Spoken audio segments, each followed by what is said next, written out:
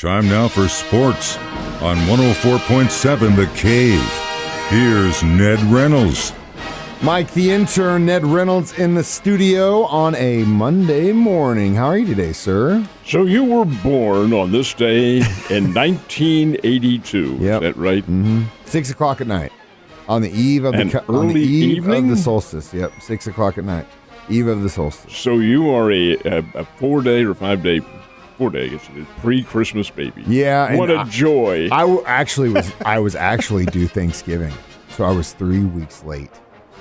I wasn't ready. Or 1 week early because you could have been born on Christmas Day. Yeah, well, and then you would have gone around telling everybody. No. It was a little too close for comfort. As a kid, it was, at first it kind of sucked, but then as you get older, you're like, oh, I can combo gifts and get bigger ones because my birthday and Christmas were so close. But it's funny because, when you're a kid, you know, I want the Nintendo, I want this, blah, blah, blah. But as you get as an adult, you're like, I want that, I just go buy it. So it kind of changes. You want things that money can't buy. Like you want to wake up on a Monday morning and know that your team was once 3-4, now leads the AFC. That, my friend, is a birthday gift. And thank you to the Colts, and also thank you. Hold on, it's really hard. It's really hard for me to say. It's hard for me to say it. I can't I'll say it. say it for you. Okay. They've got to grab the Pittsburgh Steelers next week. Give them a big kiss. Thank you. I was trying really hard to say it, but yes, thank you. I was going to say it to them too. That's what has me a little worried because the Steelers do come in to play the Chiefs on Sunday, and wouldn't it be the perfect squelch for them to come in and knock the Chiefs right back out of first place again? I don't think that's going to happen, but the Steelers are just ornery enough. They aren't real good, but they aren't real bad either. And, they held off a pretty good Tennessee Titans team yesterday. Hell yeah, they did. 19-13 final score, and that allows the Chiefs now to be the top seed in the American Conference. And that's big, folks, because that gives them, at the moment, the home field advantage right through the playoffs. And that's what you're looking for when you can play at home like that in front of a raucous crowd. It's happened before, and the Chiefs have gone to the Super Bowl in consecutive years by doing so.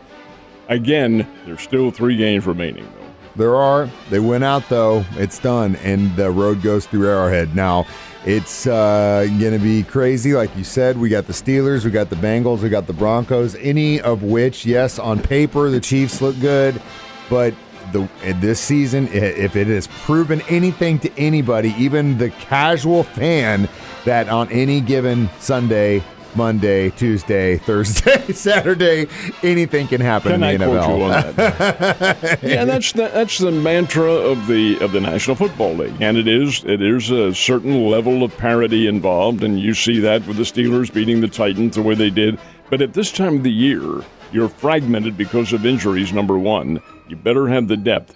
And number two, how are you going to explain some of these games? Well, you explain them by it's pro football, then things can happen. Who would have thought? Certainly not I, since I had some chocolate chips. Oh, no, you didn't. New Orleans Saints blank the Tampa Bay Buccaneers, the Super Bowl champs? Yeah, Tampa Bay was a 10.5-point favorite. I said, they'll beat the hell out of New Orleans. Not only that, they didn't even score. 9-0 in favor of New Orleans? How do you explain that? And you've got a guy named Taysom Hill at quarterback? You've got to be kidding me. But, again, that is pro football. Those things can happen. It's tough. How about Arizona and Detroit? Oh, that one. That's the one. You want to talk about the games yesterday that he can't explain. That one, my friend, is one you cannot explain. That is ridiculous. Detroit Lions, who have 1 win, 1 tie, and the rest losses. Worst team in pro football, and they beat one of the best, Arizona Cardinals, 30-12 in Detroit. How do you explain that? Well, again, these are professional athletes, and things do happen. Well, in Tampa Bay's defense, it's kind of tough for Brady to throw when half of his receivers are down with injury, like you mentioned. But even though the Lions are now 2-11, I don't think that record really speaks for that team. I think they really should be more like a 4 or 5 win team based on their season. They just had some bad luck, but I don't think they're as bad as the record is. Well, and no, yesterday probably proved that a little bit. That is pro football. That's professional athletics. No team is really as terrible as they might appear. That just happens to be the metamorphosis of things and the way things are broken. There's a lot of luck. Now, you do have to have some skill and some skilled players and so forth, and they don't have all that many, and they're a bad operation. But the final gist of all that is these are all-star players Yes, from sir. college who are in there, and they can do a lot of things. And anything can happen, whether it's a Sunday, Monday, Tuesday, Saturday, Thursday. So speaking of that, we had a few changes to scheduling this week, and we've got games starting as early as 4 o'clock today. So get out of work and go find someone who's got the NFL Network if you want to watch the Browns-Raiders game. But we do have some changes to the NFL's COVID protocol after all the testing and all that stuff now. When does that take place? They are to be implemented at the end of the weekend's game. There's the key. It's the end of the weekend, this past weekend's game. This past weekend isn't over yet, and it does not end until later tomorrow. There are a couple more games on the schedule, 2 today, 2 tomorrow, because of the COVID postponement. Now, does the NFL give that a leeway? Maybe. Here's the situation, though. The testing and the protocol is being revised, and this should have happened a long time ago and really should never have been the case. Players who have been vaccinated and yet turn positive on their tests, what they will be done or given is a second test, and then a doctor will determine whether or not they're contagious. Now, I must admit to you, I don't know how that's done. Yeah, but that's what I that want will to be the know. rule right there. Yeah. If you're asymptomatic but test positive, the players who have been vaccinated, period, exclamation point, they're not going to be tested unless it's a random test. And that's, they'll put names in a pool of some sort and pick them out. And, hey, we're going to test you today. These are all players who are asymptomatic. What this is going to do is give the NFL a chance to get more players in there. If a guy's feeling well and turns positive in the past, he's got to be out for a couple of days. Well, that's not going to be the case now. So there will be a random test. Now, if a player is unvaccinated, then he gets tested every day. Every day.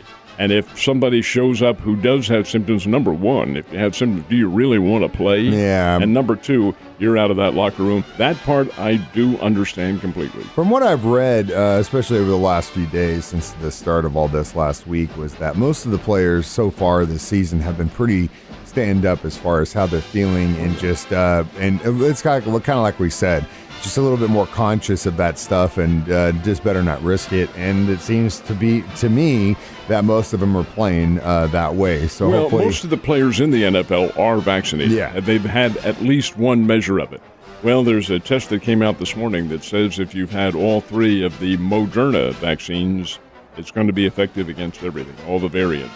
I really like that. That happens to be the vaccine that I was tested or given, and it has proven fine with me. I've never had anything along those lines. What is the Omicron that they're talking about? Well, it's a head cold. It's what it is. What my argument to all of this is, when did we ever guard against everybody getting sick? Going to. That's part of life.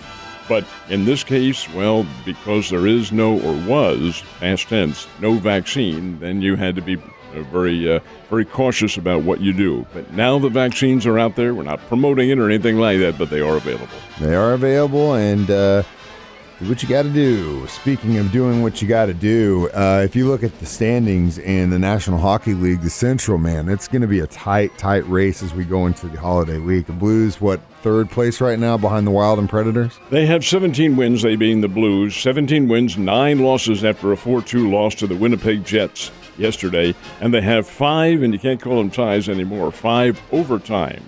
And the reason you can't call them times is because those are 5 points. You get 1 point for being in an overtime. You get 2 if you win that overtime. So at least 5 and some more points out of that. But yeah, the Blues are playing well. They have a good team. Are they a great team? I think we're going to find that out as the season goes on. Remember the year they won the Stanley Cup? They were in last place a day after New Year's. So there was half the schedule already been played. They were in last place, and they end up winning the Stanley Cup. So anything can happen in the NHL, and probably will. And it's a long season. But one thing I was talking to someone about last week during the game was that, or maybe it was 2 weeks ago, is that one thing I've seen from the Blues, their quickness. They've adapted to which I think the league has been kind of moving towards, is how fast a lot of these teams have gotten. Blues, for a long time, were the bruisers. Now they're starting to get that quickness, which is very important. if they want to survive. So had some college hoops in the area this weekend. How'd our teams do? Had a couple of doubleheaders, one over at JQH Arena, Lady Bears and the Bears. Lady Bears played Southern University out of Baton Rouge and buried them as expected. I believe it was 73-44. Then the Bears on Saturday night played Central Arkansas, and the Central Arkansas Bears from Conway came in here struggling, and they left here struggling. 106-73, the Missouri State Bears beat them. Central Arkansas is 1-9 on the year. They aren't real solid. The Drury team split. Lady Panthers played a very good Michigan Tech team and beat them 79-62 early Saturday evening. Then the Panthers came out on the court hoping to avenge a loss from about 3 weeks ago to Southern Nazarene. Instead, Southern Nazarene coming up here to play. And Southern Nazarene wins again, 75-64 over Drury. So Drury's record now falls to a 4-5. It's a split. Now Division II teams, in fact, everything below Division I, it's an NCAA program, Division II and Division III, is mandated to take 2 weeks off. So for the next couple of weeks, neither Drury team will be playing. They resume action after the turn of the year. It's a rule that the NCAA implemented about 5 or 6 years ago, somewhere around there. But it gives the D2 teams, and D3 for that matter, time to get off and perhaps enjoy the Christmas vacation. It's a little less stringent on those particular divisions. And the competition is getting to that point where it's just burning up. Now, we do have already bowl games underway at a couple this weekend that were actually pretty good. That NC State one I thought was a pretty good game. Well, I tell you, the dogs pretty much carried things. The one favorite that I thought would win, Brigham Young, lost to Alabama Birmingham. Now, there is one coming up today that they're going to play, and that's Tulsa Dominion. They'll play the Myrtle Beach Bowl, which will be in Myrtle Beach, South Carolina. And that would be a pretty good game. Missouri plays on Wednesday night. They play Army. There are a number more games scheduled on, and this week will be another build-up to the big championship week coming up next weekend after Christmas, between Christmas and New Year's, with the championships Friday a week from now. That's the semifinals coming up Friday a week. The Missouri Tigers basketball team did get a win over Saturday over Utah. That was a big one. And now they play on Wednesday night the Illini, and that's the bragging rights game up in St. Louis. So you have the Missouri football team and the Missouri basketball team playing on the same date at the same time, but in different locales. Okay, it's the way things break up. And this is why Ned Reynolds has 2 TVs in his living room so he can watch both at the same time. So last but not least, as I mentioned last hour, I, again, am very appreciative of the Colts for getting a win in the Steelers. Oh, I did it. Beating those teams over the weekend so my Kansas City Chiefs could be in first place when I woke up on my birthday today. Now that we've talked about the AFC, we know what the Chiefs have to do. If they want to remain the AFC leaders, they're going to have to win out. It's not going to be easy. It's possible. But again, anything can happen in this season. Now, yesterday, we watched the Packers battle it out, and they can be very scary, and now they are the leaders in the NFC. With an 11-3 record, and they are pretty good, but of course they have the rest of the season to play too. They are an interesting team when you have an old pro quarterback like Aaron Rodgers back there. You can do some things. I say that, and here's Tom Brady, and he gets shut out last night. But the fact of the matter remains the Packers are the number 1 team in the NFC West. So if everything stopped today and there were no playoffs, we'd have the Packers against the Chiefs in Los Angeles. And where was the very first ever Super Bowl game? Packers and the Chiefs in Los Angeles, only it was at the Coliseum. It's getting, sometimes I love football, I love pro football, but it just gets a little too close to pro wrestling for me sometimes. How these things kind of shake down and you go, man, I know I don't believe in coincidences, but come on, guys. Well, it's, I can understand why, but keep in mind now, you're only dealing with a limited number of teams, whereas in college, you have, 118 D1 teams and about 200 D2 teams and so forth and so on. So you have a whole lot more circumstances where that can happen. But in pro football, again, we talked about it. These are the best athletes in that particular sport in the world. That's the way it shakes down. But in college, then, in that case, why the hell do we still have the same 6 top teams there almost every year? Because they're good. They are. Ned, you have a great day. I'll see you tomorrow, sir.